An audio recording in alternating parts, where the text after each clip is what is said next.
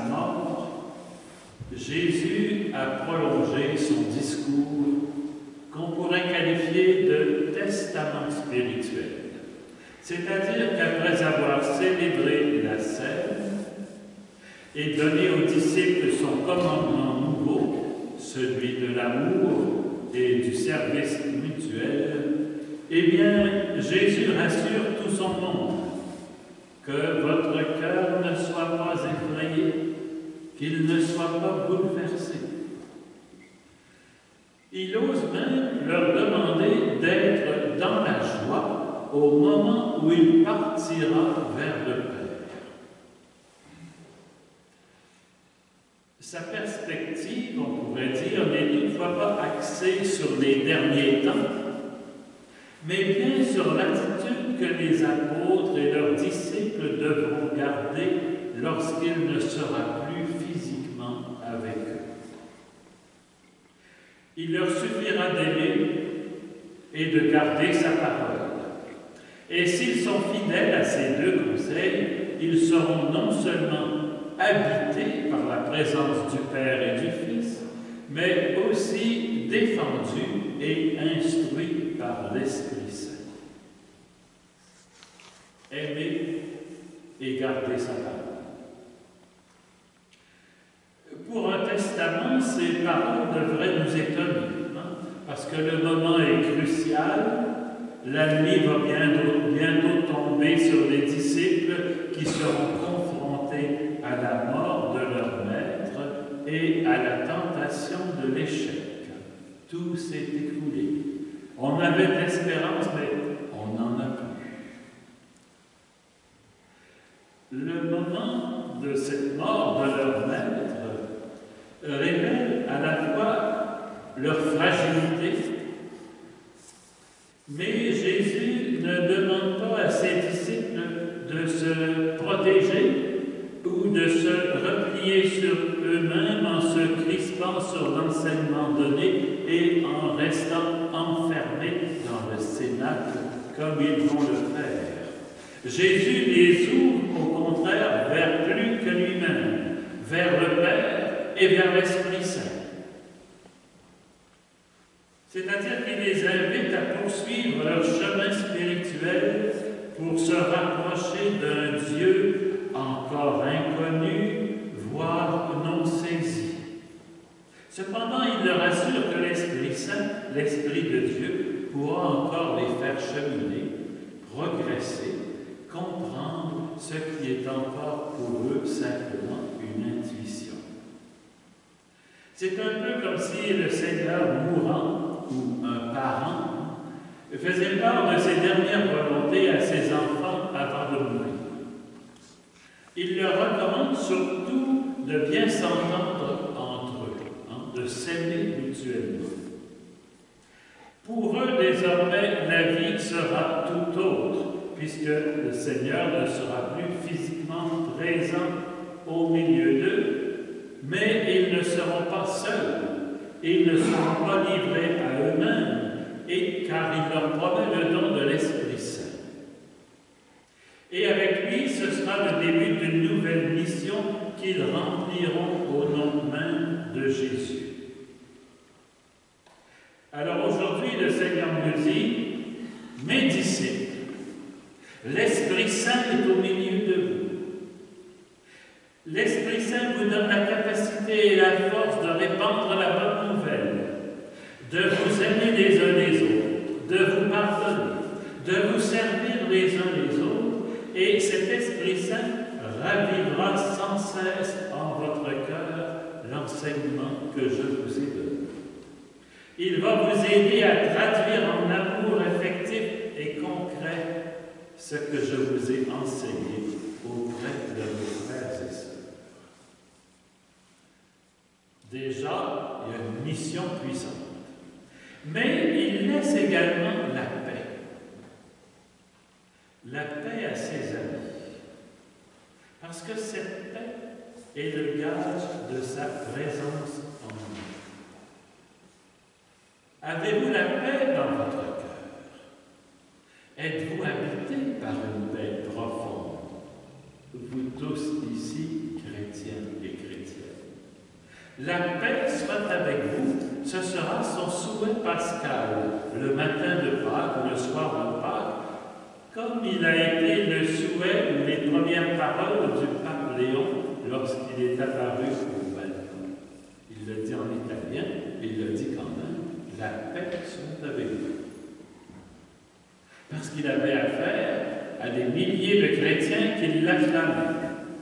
Si l'Esprit Saint a aidé les cardinaux à choisir un nouveau pape, eh bien, la réaction joyeuse et pleine d'entrain des fidèles laisse entendre qu'eux aussi, qui étaient présents sur la place Saint-Pierre, étaient remplis de l'Esprit Saint, de cette joie que le Christ offre et de cette paix. Mais pour bénéficier de ces dons du Seigneur, il y a des conditions à remplir. Mais ce n'est pas Dieu qui met des restrictions, bien au contraire, il ne demande qu'à nous combler. Mais trop souvent, le problème vient de nous, parce que nous ne sommes pas toujours disponibles pour accueillir et garder la parole du Seigneur. Nous l'entendons distraitement. Je ne dis pas que nous l'écoutons. Mais chacun de nous peut se poser ces questions. Avons-nous le cœur largement ouvert pour que le Père et le Seigneur, le Christ, viennent y faire leur demeure? Il nous arrive parfois de nous plaindre du silence de Dieu. Je le prie, mais je ne suis pas exaucé. Je ne sais même pas s'il m'entend. Je me demande vraiment s'il m'écoute. Est-ce que ça ne viendrait pas plutôt de notre absence d'écoute? Puisque le Seigneur nous dit qu'il est bien présent, mais trop souvent, c'est nous qui sommes ailleurs. D'ailleurs, c'était une réflexion de Madeleine Delbrel, si vous en avez déjà entendu parler. Elle disait ceci: « Seigneur, si tu es partout, comment se fait-il que je sois ailleurs ?»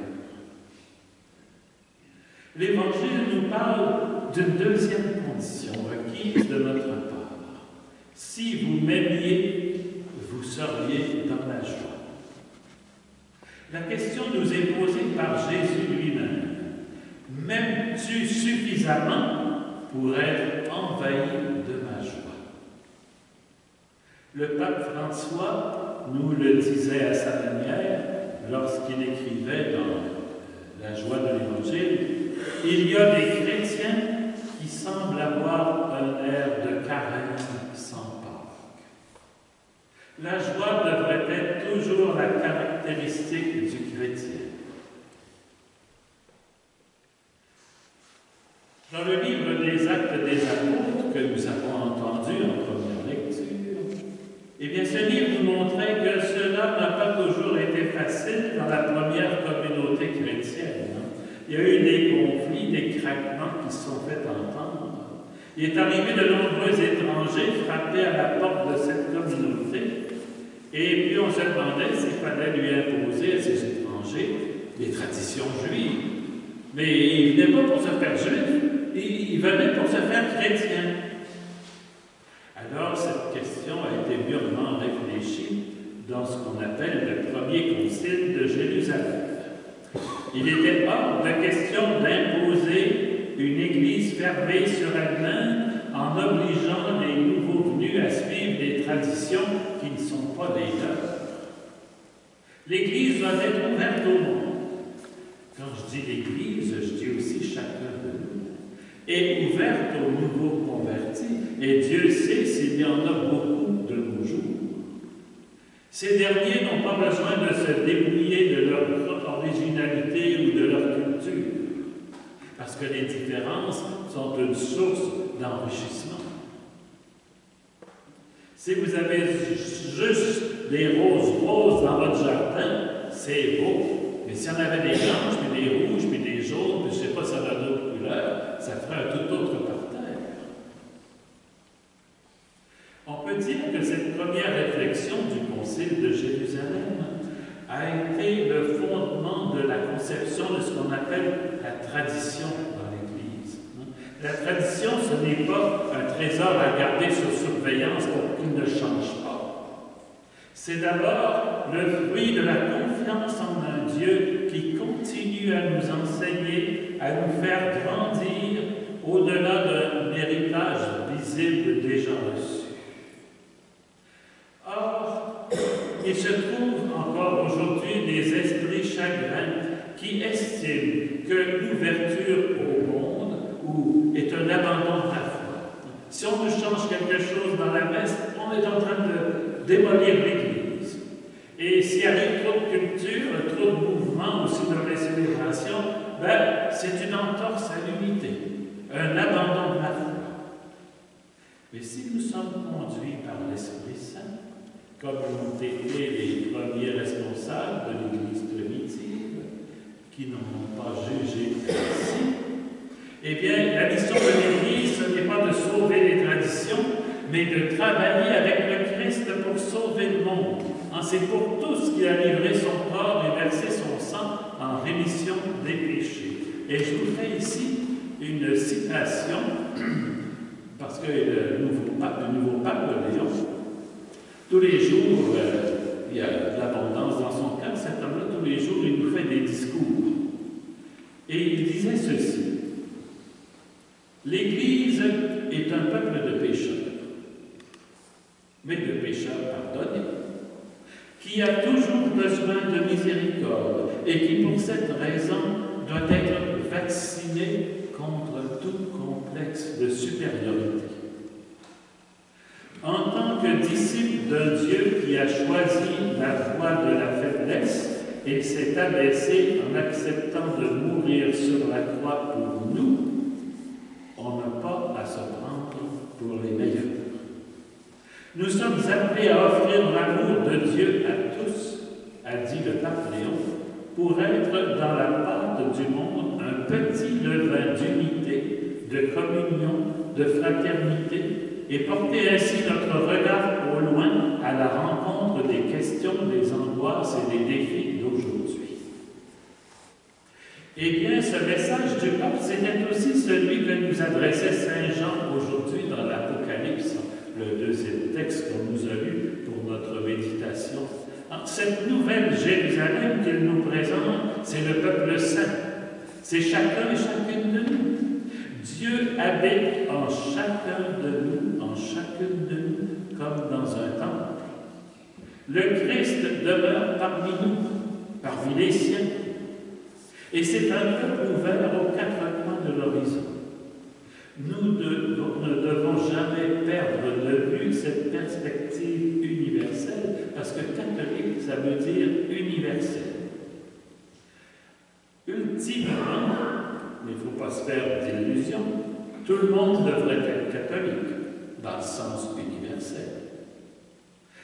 Parce que le dernier mot de l'aventure humaine, peu importe si on est catholique ou pas, le dernier mot, c'est d'entrer dans le royaume de Dieu, où nous y verrons le Christ, le Père, la Vierge Marie, tous les saints, et j'espère bien aussi toute notre parenté. C'est cette bonne nouvelle que nous adresse Saint Jean aujourd'hui, alors qu'il parlait à des chrétiens persécutés de son temps, mais aussi à ceux d'aujourd'hui. Notre mission à nous, 2000 ans plus tard, c'est d'être des messagers de la paix et de la joie du Christ. Il faut que cela se voie dans nos vies. Si nous voulons être fidèles à l'Évangile, il nous faut rejeter le poison de la médisance, les paroles blessantes qui font du mal, les gestes malhonnêtes qui détruisent, qui appauvrissent, tout ce qui blesse la charité, la justice, la solidarité. Nous sommes dans une année jubilaire, une année de miséricorde. À travers nos vies, nos paroles et nos actes, nous disons quelque chose de la miséricorde de Dieu. Et c'est avec nous, avec nos pauvres moyens, que Dieu veut construire une Église plus missionnaire et plus engagée au service des autres. Le pape François, alors qu'il n'était encore que le cardinal Bergoglio, a écrit un livre plutôt, qui avait le titre « Seul l'amour nous sauvera. Alors aujourd'hui, frères et sœurs, demandons l'aide de l'Esprit Saint, notre défenseur, pour nous ouvrir pleinement à Dieu, à sa présence, qui n'attend que notre ouverture pour nous manifester sa présence et son amour. Mais si notre cœur nous condamne en nous disant « je ne suis vraiment pas digne », eh bien rappelons-nous que Dieu est plus grand que notre cœur. Et l'Esprit Saint est là, demeurant en nous, pour nous le rappeler.